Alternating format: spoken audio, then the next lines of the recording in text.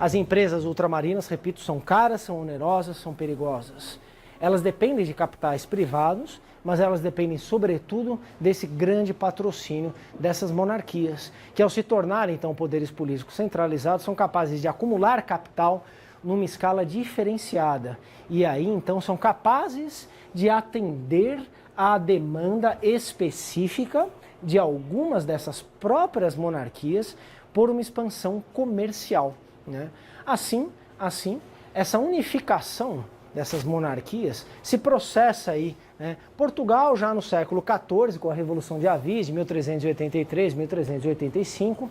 A Espanha, a monarquia hispânica, se forma ao longo do século XVI, inicialmente com a união entre as coroas de Castela e Leão, e logo, enfim, outras coroas, e tudo isso vira então essa monarquia hispânica ou espanhola, e outros estados vão seguindo os mesmos passos no século XVI.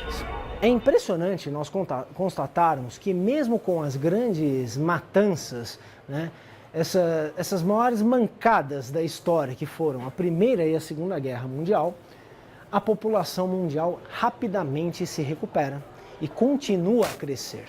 Eu não sei exatamente quantas pessoas morreram na Segunda Guerra Mundial, né? Mas vamos supor aí uns 40 milhões de seres vivos. Oi? A colega que falou 45 milhões. Vamos chutar alto, vai. Vamos contar também aqueles que morreram um pouco depois, né? 50 milhões de habitantes, né? A recuperação é imediata. Tamanha a ascendência dessa curva de crescimento que começou a ser estabelecida no século XVIII. Por que a humanidade começa a crescer tanto? Os grandes avanços na medicina, nisso que nós chamamos hoje de qualidade de vida, começam a ocorrer na segunda metade do século XIX e para valer no começo do século XX. É aí que a tecnologia entra com tudo para prolongar a vida das pessoas e continua prolongando cada vez mais, né? Algumas hipóteses são mudanças climáticas, com mudanças em regimes de alimentação, né? Como quer que seja, algo muda nessa vida material. Eu não me arrisco a dar uma explicação. O Brodel tenta explicar isso no Civilização Material, Economia e Capitalismo. Não sei se são as explicações mais convincentes. A constatação em si, para mim, já é suficientemente eloquente, né? De todo modo, devemos perguntar, mas faz sentido pensar o mundo como uma totalidade nesse começo do século XVIII? Pode ser que ainda não. Pode ser que seja só no século XIX que faça sentido nós pensarmos em crescimento do conjunto da população mundial. Por quê? Porque talvez essa globalização ainda não tenha devidamente conectado tudo isso, de modo a nos colocar essa pergunta. O que eu quero dizer? Vamos supor que nós tivéssemos dados aqui referentes à população mundial do século X a.C. Certamente conectaríamos isso com mudanças climáticas, com, enfim, domínios de tecnologia, mas não faria sentido pensar, né, todas as regiões do globo, apenas algumas nas quais estivessem aglomeradas essas poucas pessoas que viviam no século X a.C. Ou seja, a pergunta em torno da totalidade da população, ela é reforçada na sua pertinência na medida em que vai se criando uma unidade do próprio mundo. Faz sentido isso? Sim? Estou propositadamente aqui me esquivando dessa resposta, porque talvez essa resposta reforce uma pergunta anacrônica. Por que a totalidade da população é importante? É só quando a totalidade do mundo fizer sentido. Aqui já faz sentido? Faz algum sentido. Mas precisamos ver se esse sentido aqui é correspondente ao sentido dado pelos números da população. Bom, vamos finalmente então colocar nesse panorama que eu estou abrindo aqui, né, esse movimento português. Aqui nós temos um mapa, né, do Atlas da National Geographic, que é um Atlas aqui de 2008. Aqui nós temos principais correntes superficiais, correntes dos mares. Essas correntes jogam um papel importante para explicar a configuração dos movimentos expansionistas portugueses e espanhóis também. Observem uma coisa aqui, né? Essas correntes, elas não mudaram nos últimos 500 ou 600 anos. Essas correntes dependem basicamente, enfim, das forças de gravidade, das marés que a única força de gravidade significativa exercida pela Lua em relação à Terra, vocês sabem disso, né? Lua cheia, quarto crescente, minguante, não faz nenhuma diferença no parto de ninguém, no corte de cabelo de ninguém, na incidência de criminalidade.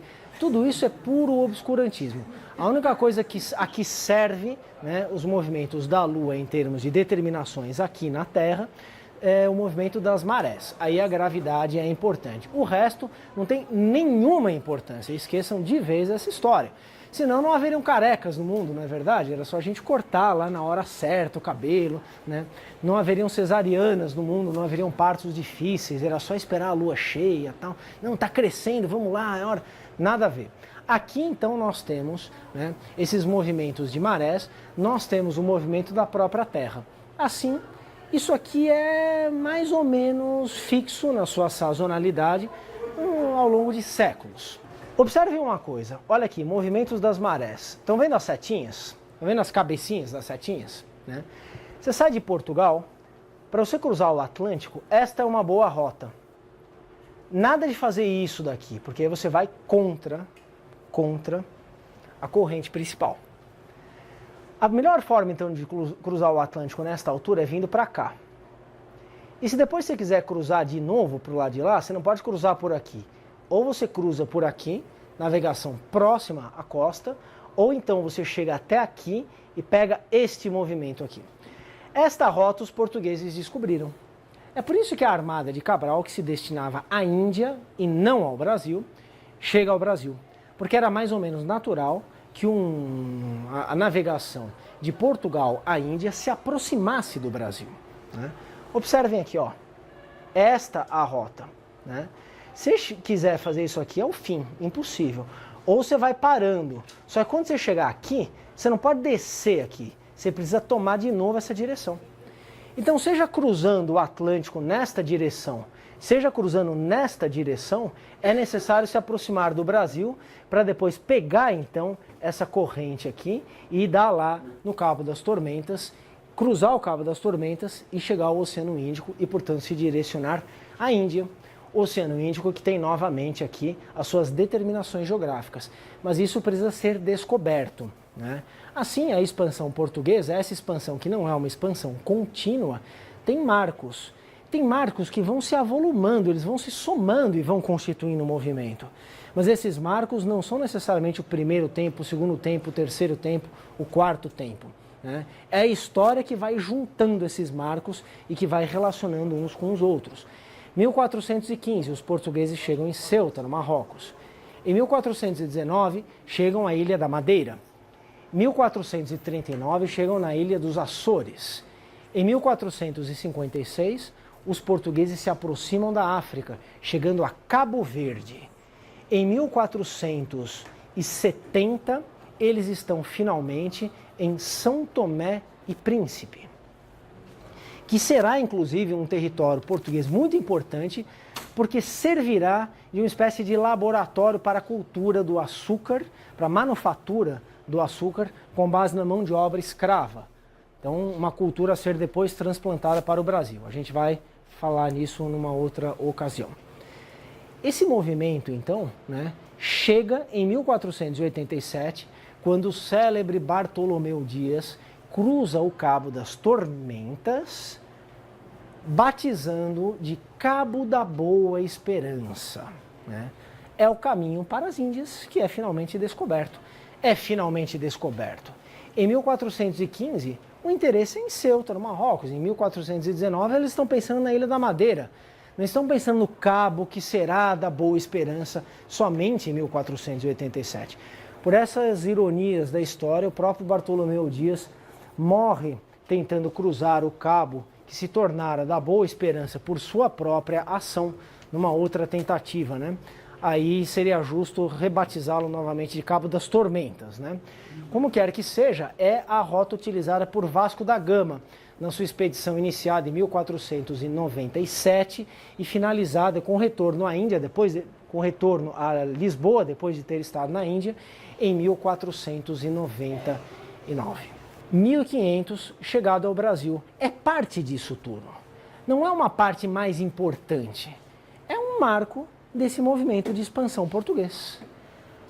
Um movimento que não é só português, que é espanhol também. Vocês sabem, a primeira viagem de Cristóvão Colombo foi feita em 1492. Só podemos entender, então, essa descoberta do Brasil como parte de um movimento geral, não apenas português, direção à Índia, pela África, mas um movimento europeu, um movimento de expansão material e também, repito, um movimento de expansão cultural. E eu vou sempre repetir isso, até a exaustão, até vocês se convencerem de que simplesmente a economia não justificava esse tipo de empreendimento. Né? Nós temos sobejos testemunhos de protagonistas desses empreendimentos transoceânicos que estavam verdadeiramente imbuídos da crença de que deviam converter outros povos à cristandade, que eles estavam promovendo a expansão da cristandade e que isso justificava a sua atuação. Alguém pode argumentar, mas isso é pura ideologia, o que importa mesmo é a economia, né? Não vai conseguir entender o mundo, né? Ah não, mas a igreja só quer enriquecer. Não é exatamente assim. O mundo não é feito nesses rótulos, com esses jargões, com essas divisões estritas da realidade. O mundo é sempre mais complexo. Repito, né? O que os jesuítas vieram fazer aqui então na América? Ah, mas os jesuítas eram ricos. Sim, chegam aí em 1549 com o primeiro governo geral do Brasil, até aí a missão jesuítica. Sim, de fato eram ricos, eram poderosos, mas era evidente que os missionários jesuítas acreditavam no que estavam fazendo. Caso contrário, como explicar que nem todos saíam daqui, enfim, nadando em dinheiro? Esse é um raciocínio medíocre, né? Repito, a expansão europeia é uma expansão religiosa, é uma expansão de valores culturais, é uma expansão por imposição desses valores em outras culturas, em outros contextos, o que implicará também, em muitos casos, a destruição de valores e de culturas nativas, de culturas locais. A chegada, então, ao Brasil em 1500 é parte desse movimento geral. Só é compreensível como um dos marcos, não o marco mais importante, porque aqui nós não temos um único marco, nós temos um conjunto de acontecimentos. Está claro isso, pessoal? Observemos algumas coisas curiosas aqui, né?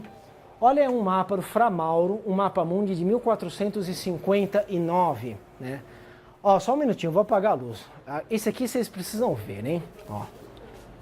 Observem esse mapa aí, que coisa interessante. Mapa mundi. Né? Vocês conseguiram se familiarizar com isso daqui? Ó, vamos lá, quem me mostra a Itália? Vai, a Península Itálica. Isso, põe o dedinho ali, por favor. Vai lá. Isso, olha aí. Tá vendo a bota aqui, ó? Né? Tá, o norte é aqui, boa. O norte é aqui e o sul é ali, certo? Então a Europa, ó aqui a Península Ibérica, a Península Itálica, né? Os Balcãs, olha aqui, enfim, o norte da Europa, né? Ou aqui o norte da Europa, melhor dizendo, aqui a Escandinávia, olha aqui as Ilhas Britânicas, né? Olha o norte da África, pronto. Aqui nós temos então o que hoje é Rússia, né? E aqui nós temos então a Índia, o Japão, Península Arábica aqui. Aqui eu já não me arrisco muito a fazer associações. Esse mapa traduz então o que os europeus conhecem com alguma segurança em torno de 1459. Esse é o mundo de um erudito europeu. Não tem ninguém que conheça melhor o mundo na Europa da época do que o erudito que cartografou esse mapa. Isso traduz uma visão de mundo, né? Onde está a América aí? Né? Não existe. Não é um simples desconhecimento. A América não está na cabeça dos europeus em 1459. As pessoas vivem perfeitamente bem sem a América. A América não tem nenhuma função na visão de mundo europeia. Vocês sabem que os vikings lá pelo ano 1000 já tinham chegado à América, né? Só que essa América não tem importância nenhuma para os vikings, né? Aliás, a América não se torna parte de uma visão de mundo por obra dos vikings. Ter Estado não significa incorporar isso a uma visão de mundo, né? Os fenícios não estiveram no Rio de Janeiro anteriormente, né? Enfim, isso também é uma dessas mitologias baratas, mas como quer que seja, estar na América não significa criar a América nessa visão de mundo europeia. A América é uma criação para o mundo dos europeus. Não estou dizendo que o que existisse aqui fosse negligenciável, não seja importante, não tem história, não seja... Enfim, não é nada disso.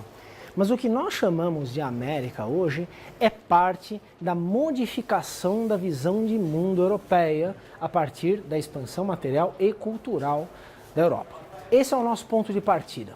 Não basta, obviamente, para nós entendermos as realidades desse continente que não se relacionam diretamente com essa realidade europeia, mas é o nosso ponto de partida. Existem aquelas teorias, estou pegando até mais para trás, aquelas teorias das migrações, né, pelo Pacífico e tal, né? Não pode ser, enfim, vamos supor que isso tenha acontecido, né? Esse tipo de coisa colocou pessoas no continente americano, se a teoria for, enfim, comprovável. Colocou pessoas. Isso não significa, né, que a origem geográfica dessas populações e o destino geográfico tenham sido devidamente sistematizados, repito, numa visão de mundo. Porque o mundo é aquilo que nós pensamos a respeito do mundo. Historicamente é assim. Hoje nós confundimos, então, visão de mundo com a totalidade do mundo. Por quê? Porque tem satélite fotografando cada pedaço, porque tem Google Earth mostrando lá o telhado da nossa casa, porque tem GPS e não sei o quê. Nós tendemos, então, a pensar visão de mundo como conhecimento de tudo aquilo que existe no mundo. Mas isso não é uma visão historicamente constante. Não é a visão dessa época. Ela está sendo modificada nesta época em direção a uma visão totalizadora. Observemos esse próximo mapa aqui, né? Pronto, o norte-sul aí já deu uma organizada no nosso olhar, né? Esse é o Cláudio Ptolomeu, Atlas I de 1482. Está aqui então a Europa, olha aqui a Itália, só para reconhecer as ilhas britânicas, a Península Ibérica. O continente africano é todo tortão, tá vendo? É todo esquisito, né? Por quê? Porque os europeus conhecem, claro, o mar Mediterrâneo, conhecem o mar Vermelho, conhecem uma parte desse continente. Aqui até a Etiópia e a Eritreia a coisa vai bem. Depois ele é todo distorcido de acordo com as nossas convenções cartográficas atuais. Mostra o desconhecimento. Indo então em direção ao Oriente, né, nós temos um atual Sri Lanka ou Ceilão, aqui à época, enfim, grande, né? Nós temos uma Índia distorcida, o Japão é uma península. Os europeus conhecem essas regiões na medida dessa representação aí, né? A América continua sem ter qualquer função aqui, não tem nenhuma importância. 1482. Ora, 1490, cerca de 1490, né? O Henricus Martellus. Esse mapa é uma beleza, né? Olha aí que interessante, né? A Europa bem conhecida, o Índico vai se tornando mais obscuro na medida em que caminhamos em direção ao extremo Oriente. Caminhamos, navegamos, né? Vejam o tamanho da península do Japão. Isso daqui basta. Mas já há mudança em relação aos últimos dois. Não tem nenhuma América aí. 1490, esse é um mapa próximo da assinatura do Tratado de Tordesilhas, de 1494. Né? Vamos fazer uma suposição? Que aqueles que assinaram então, o Tratado de Tordesilhas em 1494 tivessem esse mapa em cima da mesa. Né? Qual foi o critério do Tratado de Tordesilhas? Cabo Verde, que são ilhas africanas do Atlântico, 370 léguas para oeste, traça-se uma linha. O que está a leste dessa linha serão territórios portugueses. O que estiver a oeste serão territórios espanhóis. Né? Legal. Passem então uma linha de Tordesilhas aí. Né? Essa linha de Tordesilhas. O que vai dividir essa linha? Mas claro que vai dividir a Ásia, não é? Mas pode ser que tivesse alguma coisa no meio aqui. São terras a serem descobertas, essa é uma expressão da época. Tudo bem. Mas isso aqui também é terra a ser descoberta.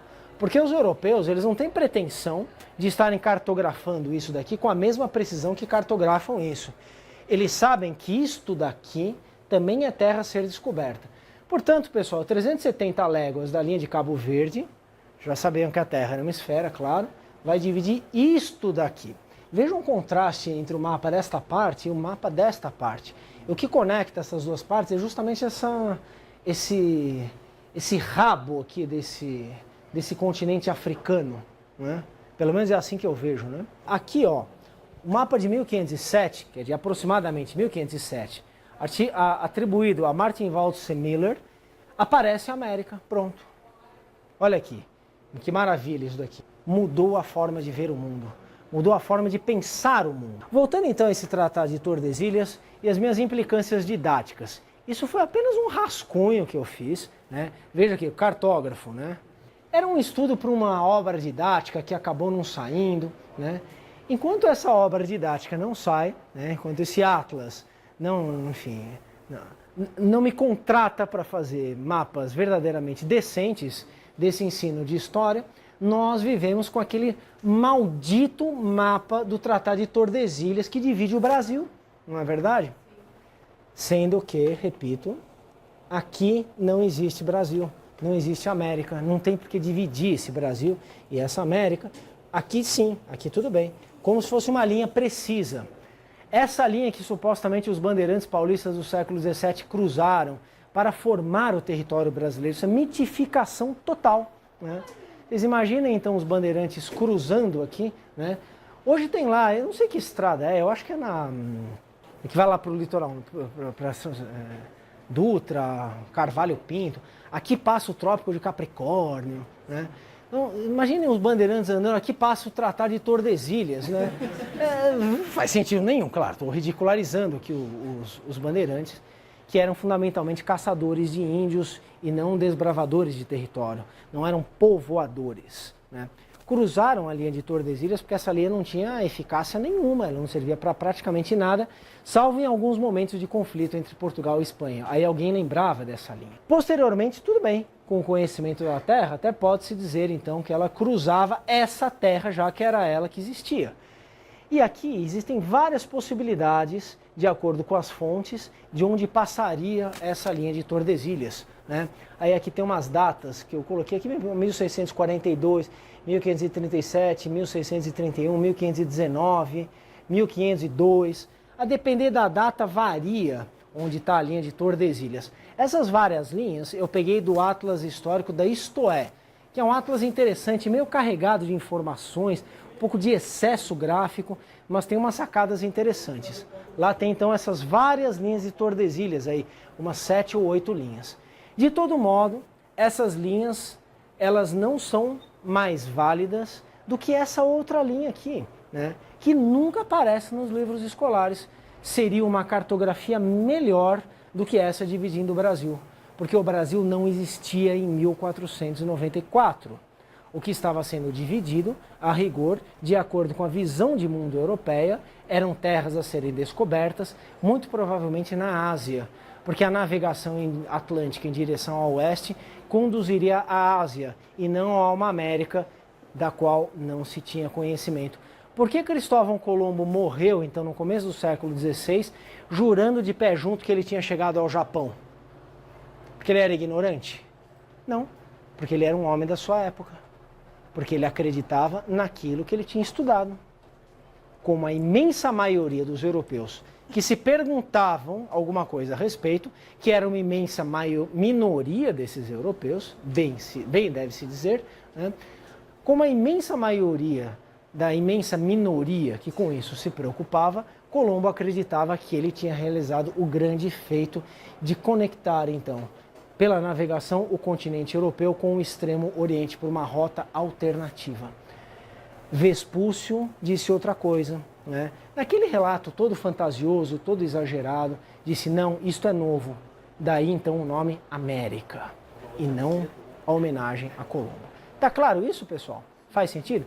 Não estou dizendo que esse mapa aqui esboçado seja perfeito, porque afinal de contas, né, esse Japão não era assim, aqui está cortando uma Oceania que também não existia lá atrás, né?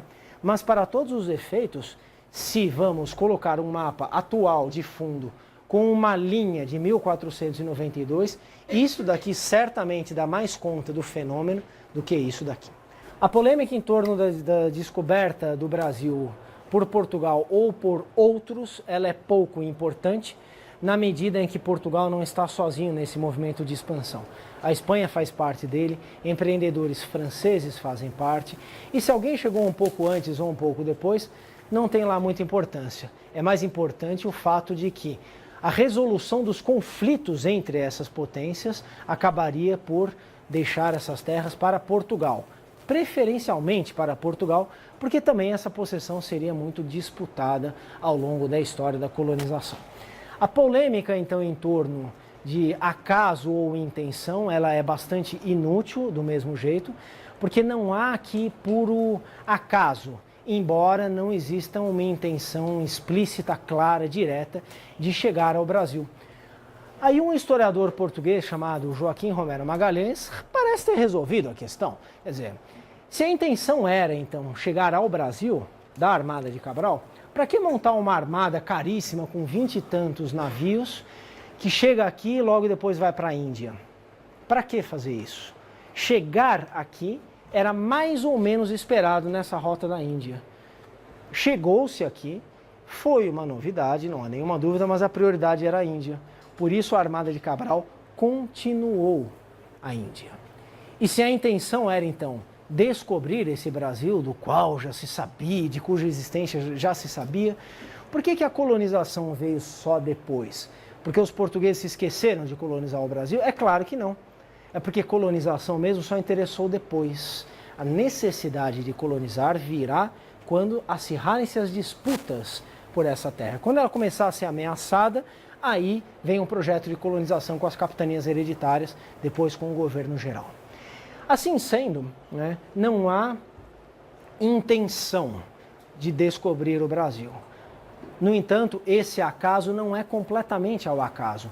É um acaso condicionado por condições de navegação, pelas próprias condições em que já estava se processando essa expansão, não apenas de Portugal, não apenas da Península Ibérica, mas de outras partes do continente europeu, de acordo com esses pressupostos todos que nós apontamos aqui.